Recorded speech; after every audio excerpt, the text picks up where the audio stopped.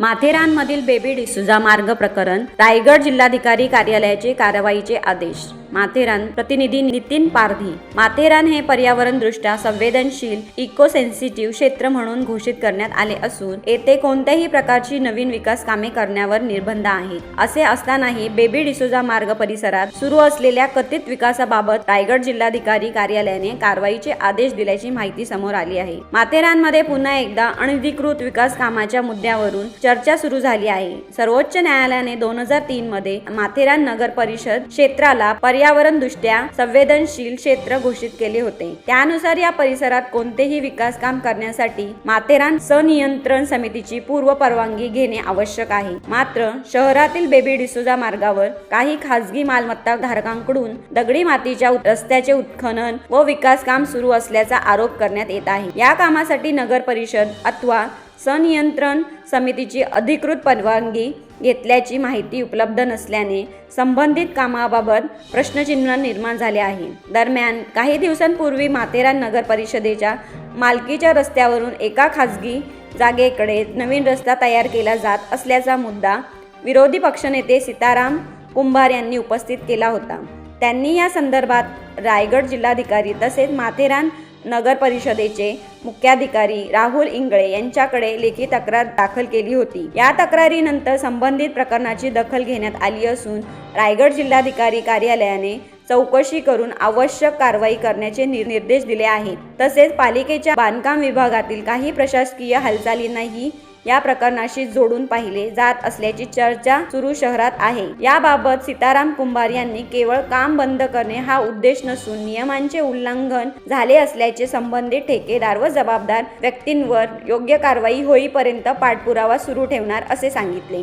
दरम्यान पूर्वी बंद करण्यात आलेले हे काम पुन्हा सुरू झाल्याची आणि ते जवळपास पूर्णत्वास केल्याची स्थानिक स्तरावरून समोर येत आहे। त्यामुळे या प्रकरणात नेमके काय घडले, प्रशासनाची भूमिका काय आहे आणि पुढील कारवाई कोणत्या दिशेने होणार याबाबत नागरिकांमध्ये उत्सुकता निर्माण झाली आहे।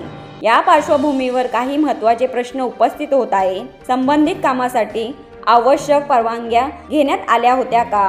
प्रशासनाने केलेल्या कारवाईची सद्यस्थिती काय आहे? नियमभंग झाल्याचे सिद्ध झाल्यास संबंधितावर कोणती कारवाई होणार? तसेच या संपूर्ण प्रकरणाची निष्पक्ष चौकशी होणार का याकडे माथेरान वासियांचे लक्ष लागले आहे। बेबी डिसूच्या संदर्भामध्ये जी आम्ही तक्रार केली होती जानेवारी महिन्यामध्ये, माननीय जिल्हाधिकारी साहेब व कमिशनर साहेब आणि माथेरानचे मुख्याधिकारी इंगळे साहेब यांना आम्ही त्या बाबतीमध्ये तक्रार ही जानेवारी महिन्यामध्ये केली होती। त्यानंतर CO साहेबांनी आणि प्रशासनाने त्यांच्यावरती कारवाई केली होती जप्तीची आणि इथं पंचनामा करून ते काम सगळं थांबवलं होतं। परंतु आता काही दिवसामध्ये आपण पाहतोय तिथं ते काम पुन्हा चालू झालेलं आहे आणि ते डबल वेगाने काम चालू आहे।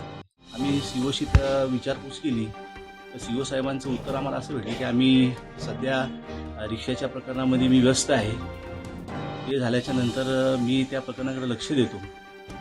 मला एवढंच विचारायचं आहे की जर या प्रकरणामध्ये वेगवेगळ्या प्रकारच्या मान्यता सांगितल्या होत्या, हेरिटेज कमिटी, मॉनिटरिंग कमिटीची मान्यता असेल तर ते काम प्रशासनाने करावं अशी आमची मागणी होती। परंतु अद्याप COनी पण त्या बाबतीमध्ये काय आम्हाला उत्तर दिलेलं नाही। जो लोकांमध्ये गैरसमज आमच्याविषयी आहे तो लोकांनी दूर करावा, कारण आम्ही आमच्या मागणीवरती ठाम आहे। सध्या ते काम कुणाच्या वर हस्ते चालू आहे, कसं चालू आहे याची चौकशी पत्रकार बंधूंनी COशी करावी असं माझं मत आहे। बाकी आम्ही आमच्या जो ऑब्जेक्शन आहे त्याच्यावरती आम्ही ठाम। महाराष्ट्रासह देश विदेशातल्या ताज्या घडामोडी आणि बातम्या पाहण्यासाठी गुगलवरती जाऊन www.mumbaideadline24.com या आमच्या वेबसाईटला भेट द्या। त्याचबरोबर यूट्यूबवरती जाऊन मुंबई डेडलाईन 24 हे चॅनेल सर्च करा। सबस्क्राईब हे बटन दाबा।